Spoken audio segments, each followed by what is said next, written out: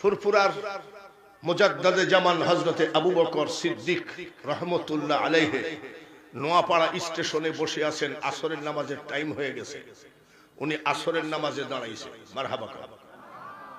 আসরের নামাজে দাঁড়াইলে ওনার খাদেমকে বলছে গাড়িটা একটু দাঁড় করাতে বলো। খাদেম যাই বলছে গাড়িটা দাঁড় করান, ফুরফুরার মুজাদ্দাদে জামান হুজুর যাবে খুলনায়। তো বলছে তোর পীরের বাপের নাকি। বাস, স্টার্ট বন্ধ হয়ে গেছে। রেলওয়ে ইঞ্জিনিয়ার যত রকম ব্রেনি আছে সব এসে দেখে মাল ঠিক আছে কিন্তু স্টার্ট নেই। মাল ঠিক আছে কিন্তু কি নাই, স্টার্ট হয়। ড্রাইভার বলে ওই মানুষটার সাথে আমি একটু বেয়াদবি করেছিলাম, আমার সন্দেহ হয়। এবার স্টেশন মাস্টার, ইঞ্জিনিয়ার, ডাইরেক্টর, ফাইডাক্টর সব জায়গায় গুরু আমারে কি রাখবেন করে চরণ দাসী।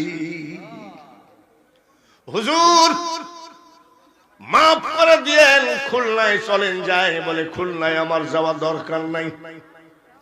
বলে হুজুর গো, আপনি যদি আজকে এই ট্রেনে না ওঠেন কিয়ামত পর্যন্ত এই ট্রেন আর স্টার্ট নেবে না। 12 বাজারে আসলেন, যশোর জেলা 12 বাজার, কালীগঞ্জ থানা। 3 দিন আবু বকর সিদ্দিক রাহমাতুল্লাহ আলাইহি এক মুরিদের বাড়িতে ছিলেন।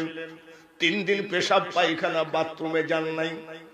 ভক্ত জিজ্ঞাসা করে হুজুর গো, আপনি তো 3 দিন আমার বাড়িতে অবস্থান করছেন, বাথরুমে গেলেন না। কত বড় আল্লাহর ওলি ছিলেন।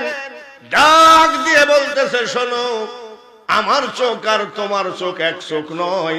আমি চারিদিকে তাকায় দেখি আল্লাহর ওলি ঘুমানো আছে। এই জমিনে পেশাব করার জায়গা না।